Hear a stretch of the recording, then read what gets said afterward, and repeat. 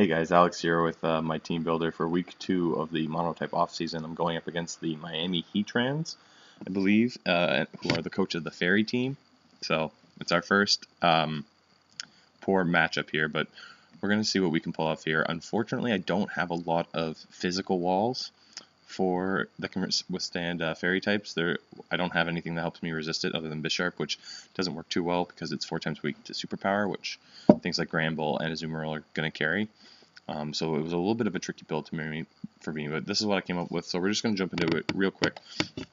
Off the bat, I just want to say fairies are very slow in general, so I think the only things I really have to worry about for speed are Mega Diancie, which is 110, Mega Gardevoir is 100, and then Gardevoir and Togekiss are base 80, so they could be good Scarf Mons, so I will have to look out for that. I am going to have to kind of scout that a bit.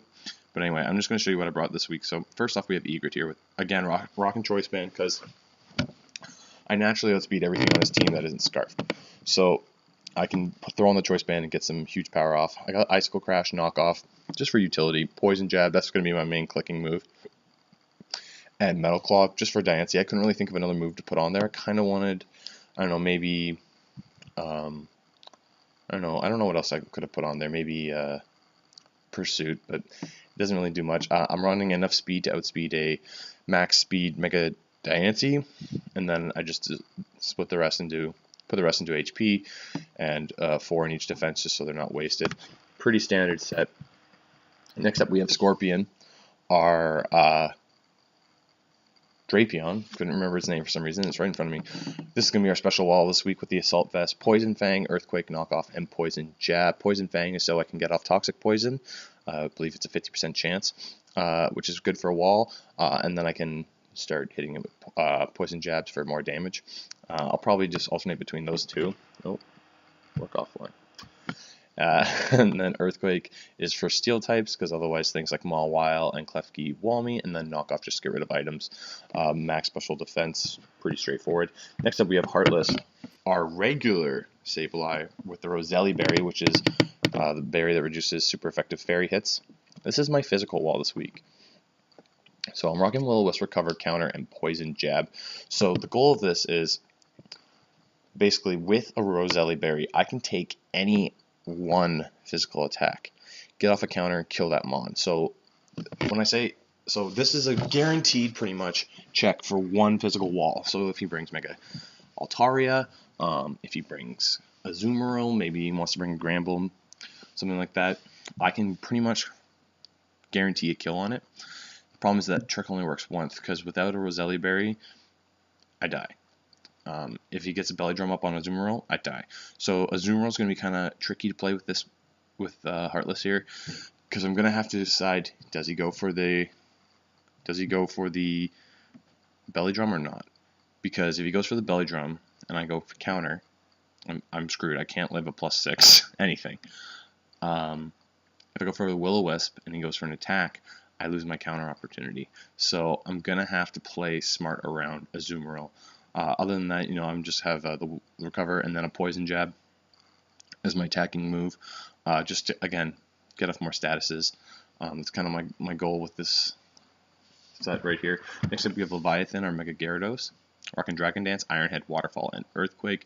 Pretty standard. I'm running, with this speed investment, I outspeed all of his base 80s, so Mega Altaria, Togekiss, regular Gardevoir, as long as they're not Scarf.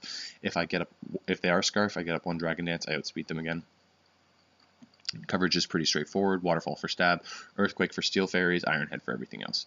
So again, I think that's pretty straightforward. Next up we have N, our shiny Zoroark. I've never really used the Zoroark, so I'm excited to use this. I'm probably going to be disguising it as Scorpion, I think is what I settle on here. So I'm rocking Nasty Plot and Substitute just for setup, and then Sludge Bomb and Flamethrower for my attacking moves. Hits pretty much everything on his team. Poison hits everything that isn't steel, and then I have Flamethrower for the rest. Again, rocking enough speed. I think with this speed investment, I outspeed a max speed Mega Gardevoir. I can't outspeed a max speed Diancie naturally, so that is going to be a problem. I'm rocking leftovers just for longevity's sake, because I do plan on getting things like substitutes up. And other than that, it's this basic coverage. And then last but not least, I originally had a T-Spikes taunting Greninja in this spot, but I kind of didn't like it. Crazy was toying around with the idea of a defensive Spiritomb, but I did the math on it. I really wanted Scorpion to be my special wall. If I'd put it on there, it would have been my Spiritomb would have been my special wall, and I probably would have changed Scorpion to be a more physical wall. But just because it's weak, it's not neutral. It's weak to Fairies, so it even with one Calm Mind up, it's still not that great of a wall. So I opted to go for Captain Crunch here. It has the same problem where it's neutral, but it does have the advantage of having Intimidate, which is great. I have Taunt on there, Toxic, Earthquake, and Stealth Rock. Stealth Rock is just so I can have some form of hazards in this game if I need a Toxic and Taunt. Actually, if you look at my investment, I'm max defense, max HP, and then 4 into speed. And what that 4 into speed lets me do is it means that I am 1 point faster than the fastest set version of a Azumarill that isn't Scarfed. So if I see a Azumarill, I can get the Intimidate off, taunt it so it can't use Belly Drum, and then even if it kills me with this set, I go into Heartless. So that's kind of my last ditch effort, because Azumarill's really the thing I'm worried about. I can take any hit from Granbull, I can take any hit from a +1 Altaria with my Heartless, and Captain Crunch can eat them pretty well too. But I really can't do anything to Azumarill, especially if he can get a Belly Drum up. So I needed the taunt, and then I also have things like Toxic just to wear down walls, and maybe a Azumarill if it is able to get a Belly Drum up with me. So that is my team, real quick and sweet. I'm not looking forward to this matchup. Next week's going to be more interesting, I think, with our first non-type advantage match. But anyway, that's it for me, guys, and I will see you guys later. Bye.